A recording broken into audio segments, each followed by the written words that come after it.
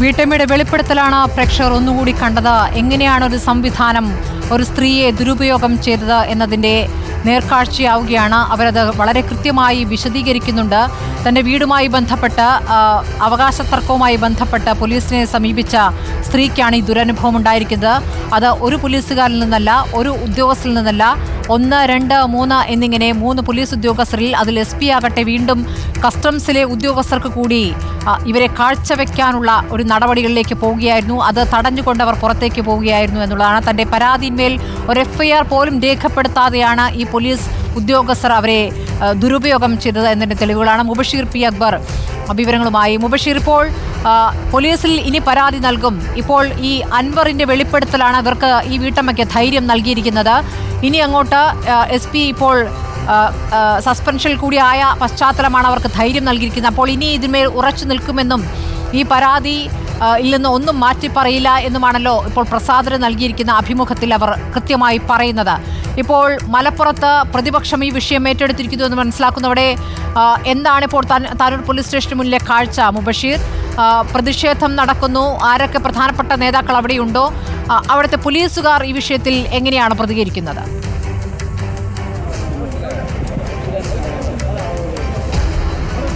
സ്മൃതി, യുവതിയുടെ വെളിപ്പെടുത്തലുണ്ടായതിന് തൊട്ടു പിന്നാലെ പ്രതിപക്ഷ യുവജന സംഘടനകളുടെ പ്രതിഷേധം ആരംഭിച്ചു കഴിഞ്ഞു. താനൂർ പോലീസ് സ്റ്റേഷന് മുൻപിൽ DYSP ഓഫീസിന് മുൻപിലാണ് ഇത്തരത്തിലൊരു പ്രതിഷേധം യൂത്ത് ലീഗ് സംഘടിപ്പിച്ചത്. ഇത്തരത്തിൽ ആരോപണം നേരിടുന്ന DYSP ബെന്നി, മലപ്പുറത്തെ മുൻ SP സുജിത് ദാസ്, അതുപോലെ തന്നെ CI വിനോദ് ഉൾപ്പെടെയുള്ളവരെ അറസ്റ്റ് ചെയ്യണമെന്നുള്ളതാണ് യൂത്ത് ലീഗ് ആവശ്യപ്പെടുന്നത്. ഇതൊരു സൂചനാ സമരം മാത്രമാണ് എന്നുള്ളതാണ് യൂത്ത് ലീഗ് നേതാക്കൾ ചൂണ്ടിക്കാണിക്കുന്നത്. എന്തായാലും സമരം താൽക്കാലികമായി, പ്രതിഷേധം താൽക്കാലികമായി അവസാനിപ്പിച്ചിട്ടുണ്ട്. DYSP ബെന്നി ഇങ്ങോട്ടേക്ക് എത്തിച്ചേർന്നിട്ടില്ല. എന്താണ് തുടർച്ചയായ ആരോപണങ്ങൾ? അതിനിടയിലാണ് ഞെട്ടിപ്പിക്കുന്ന ഒരു വെളിപ്പെടുത്തലും പുറത്തു വന്നത്. പ്രതിഷേധത്തിന് അതാണോ കാരണം? തീർച്ചയായും കേരളീയ മനസ്സാക്ഷിയെ ഞെട്ടിക്കുന്ന രീതിയിലാണ് ഇന്ന് രാവിലെ റിപ്പോർട്ടർ TV പുറത്തുവിട്ടിട്ടുള്ള വാർത്ത എന്ന് പറയുന്നത്. ഞങ്ങളെ സംബന്ധിച്ച് താനൂരിലെ DYSPയുടെ ചുമതല വഹിക്കുന്ന ബെന്നിസാർ ഉൾപ്പെടെയുള്ള ആളുകൾ ഇത്തരം കൃത്യങ്ങൾ ചെയ്തു എന്നുള്ളത് തന്നെയാണ് ഈ പ്രതിഷേധത്തിൻ്റെ ഏറ്റവും നിദാനമായിട്ടുള്ള കാരണമെന്ന് പറയുന്നത്. കഴിഞ്ഞ ഒരു വർഷം മുമ്പാണ് താനൂർ പോലീസ് സ്റ്റേഷനിലേക്ക് മുസ്ലിം യൂത്ത് ലീഗിൻ്റെ വലിയൊരു മാർച്ച് സംഘടിപ്പിച്ചത്.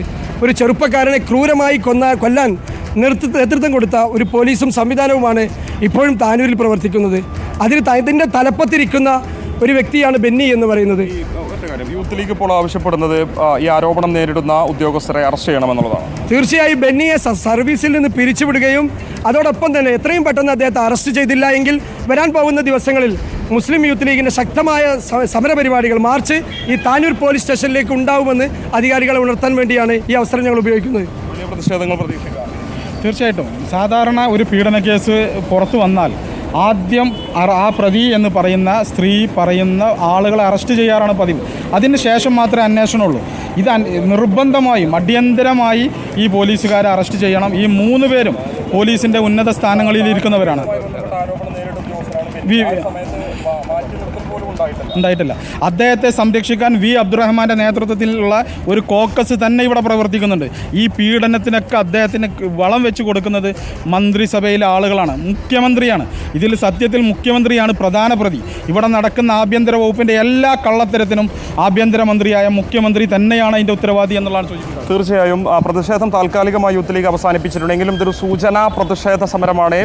ഇത്തരത്തിലുള്ള നടപടികളിലേക്ക്, അതായത് ആരോപണം നേരിടുന്ന ഉദ്യോഗസ്ഥർക്കെതിരായ അറസ്റ്റ് ഉൾപ്പെടെയുള്ള നടപടികളിലേക്ക് സർക്കാർ സംവിധാനങ്ങൾ കടന്നിട്ടുള്ള ശക്തമായ പ്രതിഷേധ പരിപാടികൾ സംഘടിപ്പിക്കുമെന്നുള്ളതാണ് യൂത്ത് ലീഗും ഈ ഒരു ഘട്ടത്തിൽ വ്യക്തമാക്കുന്നത്. വിശേഷം താനൂർ കസ്റ്റഡി കൊലപാതകത്തിൽ ഉൾപ്പെടെ ആരോപണം നേരിട്ടൊരു പോലീസ് ഉദ്യോഗസ്ഥൻ, അദ്ദേഹത്തെ മാറ്റി നിർത്തിയുള്ള ഒരു അന്വേഷണം പോലും ആ ഒരു കേസിൽ ഉണ്ടായിരുന്നില്ല.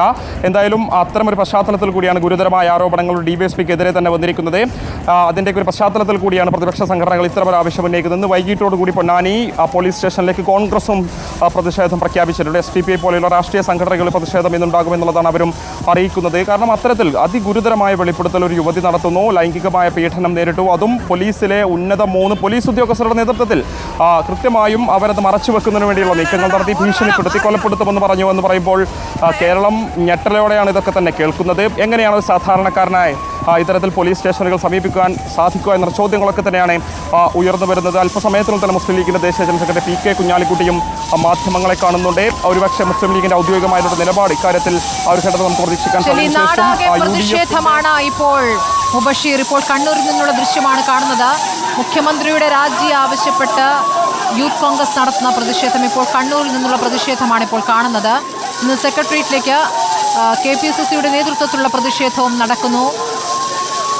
സംസ്ഥാനമാകെ ആഭ്യന്തര വകുപ്പിനെതിരെ പ്രതിപക്ഷത്തിന്റെ പ്രതിഷേധം ആഞ്ഞടിക്കുകയാണ്. അതിനിടയിലാണ് ആഭ്യന്തര വകുപ്പുമായി ബന്ധപ്പെട്ട പോലീസുമായി ബന്ധപ്പെട്ട ഗുരുതരമായ ആരോപണങ്ങൾ, വെളിപ്പെടുത്തലുകൾ പുറത്തുവരുന്നത്.